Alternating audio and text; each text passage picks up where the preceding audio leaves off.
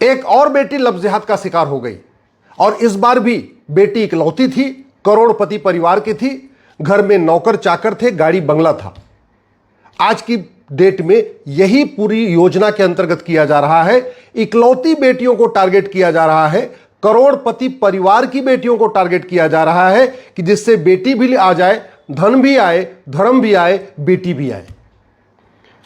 जो आज गुड़गांव में हुआ, यही कुछ समय पहले गाजियाबाद में हुआ था। अग्रवाल समाज की बेटी, भाई था नहीं, पिता का बड़ा कारोबार, करोड़पति थे, कोठी थी, गाड़ी था, बंगला था, और उस बेटी को भी टारगेट किया। अंत में बेटी ने मजबूर होकर आत्महत्या कर लिया। बड़े प्लान्ड वे में वैश्य परिवार की, अग्रवाल समाज की, माहेश्वरी समाज की, जैन समाज की, सक्षम परिवारों की बेटियों को टारगेट किया जा रहा है। और उन बेटियों को टारगेट किया जा रहा है जिसके या तो भाई नहीं है, या अगर बहन है भी तो एक बहन है बस। यह पूरे भारत में चल रहा है। और इसमें केवल ऐसा नहीं कि बिजनेस परिवार, कई सारे आईएएस भी इसके उसमें चपेट में आ चुके हैं। कई सारे आईएएस की बेटियां भी लव जिहाद का शिकार हो गई, कई प्रोफेसर की बेटियां लव जिहाद का शिकार हो गई हैं, कई डॉक्टर इंजीनियर की बेटियां लव जिहाद का शिकार हो गई हैं। बस देखा यह जा रहा है कि खूब पैसा हो, करोड़पति परिवार हो और बेटी इकलौती हो। अब इस पे पूरे देश में चर्चा हो रही है। नेता, अभिनेता, लेखक, बुद्धिजीवी, पत्रकार, कलमकार खूब बता रहे हैं कि हां भाई लव जिहाद का शिकार हो गई है, पिता ने बेटी को गोली मार दिया, सब बता रहे हैं। ये कोई पहली घटना नहीं है, हर हफ्ते एक आध दो घटना ऐसी होती रहती है। लेकिन कोई भी लव जिहाद के मूल कारण और अस्थायी समाधान को नहीं बता रहा है। मैं ये पूछ रहा हूं, जितना लव जिहाद भारत में हो रहा है, इतना चीन, जापान, सिंगापुर, कोरिया में है क्या? जितना लव जिहाद भारत में हो रहा है, इतना अरब, दुबई, कुवैत, बहरीन में है क्या? 5 लाख बेटियां हर साल गायब हो रही हैं, 5 लाख। और इस 5 लाख बेटियों में 3.5 लाख बेटियां लव जिहाद का शिकार हो रही हैं। 3.5 लाख बेटियां जो लव जिहाद का शिकार हो रही हैं, इसका मतलब यह हुआ 1000 बेटियां पर डे लव जिहाद का शिकार हो रही हैं। और इसमें केवल SC ST नहीं है, केवल ट्राइबल नहीं है, केवल झारखंड, उड़ीसा या बाकी एरिया के ट्राइबल एरिया की बेटियां नहीं है।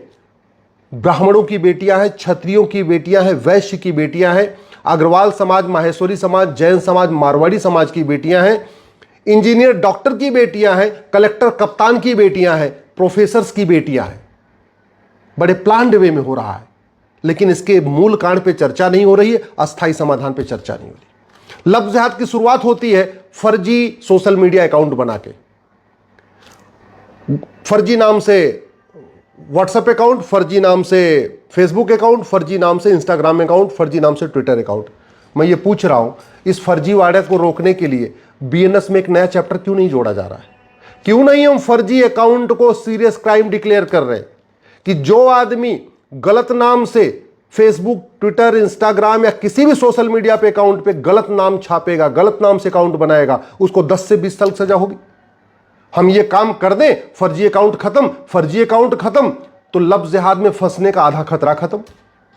दूसरा लव जिहाद क्यों हो रहा है? लव जिहाद इसलिए हो रहा है क्योंकि ये जिहादी फर्जी आधार बनवा लेते हैं।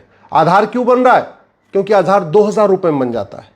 जिस जिहादी को 10 लाख 15 लाख रुपए मिल रहा है बेटी को फंसाने के लिए, उस जिहादी को 2000 रुपए खर्च करके आधार बनवाने में कोई दिक्कत थोड़ी है, वो तो बनवा लेगा। और जब से ये आधार का काम प्राइवेट लोगों को दिया गया है, तब से ये धड़ल्ले से फर्जी आधार बन रहा है।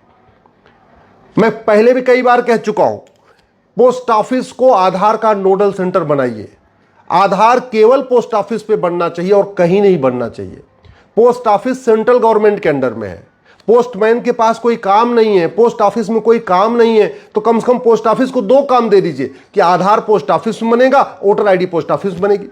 पोस्टमैन को वहां के गांव के बारे में सबको पता होता है, वो पूरी तरीके से जांच परख के काम करेगा। पोस्टमैन पैसा लेने से पहले 10 बार सोचेगा, क्योंकि गवर्नमेंट का एम्प्लॉय है। ये प्राइवेट लोग तो 2-2 हजार बनाते चले जा रहे हैं। इस पे चिंता करनी पड़ेगी। अगर हमें लव जिहाद रोकना है तो फर्जी अकाउंट को गंभीर अपराध घोषित करने के साथ साथ फर्जी डॉक्यूमेंट बनाने और फर्जी डॉक्यूमेंट बनवाने को गंभीर अपराध घोषित करना पड़ेगा, तब जाके लव जिहाद रुकेगा। लव जिहाद अगर हमें रोकना है तो सबसे पहले फंडिंग रोकनी पड़ेगी। अरे ब्राह्मण क्षत्रिय बेटियों का 15 लाख रुपए रेट है, खुला रेट है कि ब्राह्मण की बेटी को पटा लो, क्षत्रिय की बेटी को पटा लो, सिख की बेटी को पटाओ, अग्रवाल समाज, जैन समाज, माहेश्वरी समाज की बेटी को पटाओ, मारवाड़ी समाज की बेटी को पटाओ, किसी डॉक्टर इंजीनियर की बेटी को पटाओ, किसी प्रोफेसर की बेटी को पटाओ, किसी कलेक्टर कप्तान की बेटी को पटाओ, 15 लाख रुपए मिलेगा। 15 लाख रुपए में 5-6 लाख रुपए की वो बच्ची से बाइक खरीद लेता है, 1-2 लाख रुपए में अच्छे अच्छे कपड़े खरीद लेता है, खूब चश्मा उस्मा खरीद लेता है और फिर उस बेटी की चक्कर लगाना शुरू कर देता है। और इन जिहादियों को फंडिंग कराने के लिए कांग्रेस ने 2010 में एफसीआरए कानून बनाया था। जब तक एफसीआरए खत्म नहीं होगा तब तक फंडिंग नहीं रुकेगी, फंडिंग नहीं रुकेगी तब तक लफ्ज़ जिहाद नहीं रुकेगा। मैं पहले भी कई बार कह चुका हूं, आज भी कह रहा हूं, एक भी अंग्रेजी कानून छूटा और एक भी अगर कांग्रेसी कानून छूटा तो भारत नहीं बचेगा, सनातन धर्म नहीं बचेगा। क्योंकि अंग्रेजों ने और कांग्रेस ने जितने भी कानून बनाए हैं सब वो भारत को बर्बाद करने के लिए, हिंदुओं को खत्म करने के लिए, हिंदुस्तान को खत्म करने के लिए, सनातन को खत्म करने के लिए बनाए। अगर जब तक इनकी फंडिंग नहीं बंद होगी, और फंडिंग कहां से आ रही है? नकली दवाओं के कारोबार से। ये नकली दवाओं का कारोबार क्यों चल रहा है? क्योंकि कानून घटिया है। नकली दवाओं कारोबार बंद होगा, लफ्ज़ जिहाद की फंडिंग रुकेगी, लफ्ज़ जिहाद की फंडिंग रुकेगी तो स्वाभाविक सी बात है लफ्ज़ जिहाद कम होगा, हमारी बेटियां बचेंगी। इसलिए हमें ये नकली दवाओं के जो कानून है इसको बदलना पड़ेगा। कानून महा घटिया है। जो ड्रग्स जिहाद चल रहा है भारत में, उससे जो पैसा आ रहा है, ड्रग के जरिए जो पैसा आ रहा है, अफीम, कोकीन, हीरोइन बेच के, उससे लफ्ज़ जिहाद की फंडिंग हो रही है। तो जब तक ये जब तक ये ड्रग्स जिहाद नहीं रुकेगा तब तक फंडिंग नहीं रुकेगी, फंडिंग नहीं रुकेगी तो लफ्ज़ जिहाद नहीं रुकेगा। और फिर समाधान क्या है? इस जो ड्रग के खिलाफ कानून बना, इसको सड़ा हुआ कानून, इसको फेंका जाए। नशा तस्करों की 100% प्रॉपर्टी जब्त करने, नागरिकता खत्म करने, आजीवन कारावास, फांसी देने के लिए कानून बनाया जाए। इनको जो जिहादियों की फंडिंग हो रही है वो बेनामी फंडिंग हो रही है, कई बार कैश में नहीं होती। इनको बाइक मिल जाती है, इनको मकान मिल जाता है, इनको और दुकान मिल जाती है, अलग अलग तरीके से फंडिंग होती है। और इसलिए इस बेनामी वाला जो कानून है, ये सड़ा हुआ कानून, इसको बदलना पड़ेगा। इस जिहादियों की फंडिंग ब्लैक मनी से हो रही है, जो भारत के अंदर ब्लैक मनी जनरेट हो रही है। और ब्लैक मनी तब तक नहीं बंद होगी जब तक 100 रुपये से बड़ी नोट बंद नहीं होगी और 5000 रुपये से महंगे सामान का कैश लेन देन नहीं बंद होगा। ये जिहादियों की फंडिंग हवाला के जरिए हो रही है, हवाला के जरिए फंडिंग हो रही है। और ये हवाला कारोबार तभी बंद होगा जब 100 रुपये से बड़ी नोट बंद होगी, 5000 रुपये से महंगे सामान का कैश लेन बंद होगा और हवाला कारोबारियों की 100% प्रॉपर्टी जब्त करने, नागरिकता खत्म करने और फांसी देने के लिए कानून बनेगा। अगर ये लफ्ज़ जिहाद रोकना है तो जो वक्फ बोर्ड 40 लाख एकड़ ज़मीन पर कब्जा करके बैठा हुआ है और उससे जो पैसा कमा रहा है उसको बंद करना पड़ेगा। अगर हमें लफ्ज़ जिहाद रोकना है तो मज़ार, दरगाह, पक्का कब्रिस्तान की इसकी ऑडिट करानी पड़ेगी। लफ्ज़ जिहाद अगर हमें रोकना है तो इसको हमें राष्ट्र की सुरक्षा के लिए खतरा घोषित करना पड़ेगा, जिहादियों पे एनएसए लगाना पड़ेगा। लफ्ज़ जिहाद हमें रोकना है तो इसे अनलॉफुल एक्टिविटी डिक्लेयर करना पड़ेगा, क्योंकि हमारी देश की एकता अखंडता के लिए खतरा है। और जिहादियों और उनके मददगारों पे यूएपीए लगाना पड़ेगा। लफ्ज़ जिहाद अगर हमें रोकना है तो इसे ऑर्गेनाइज क्राइम डिक्लेयर करना होगा और जिहादियों और उनके मददगारों पे ऑर्गेनाइज क्राइम की धारा लगानी पड़ेगी।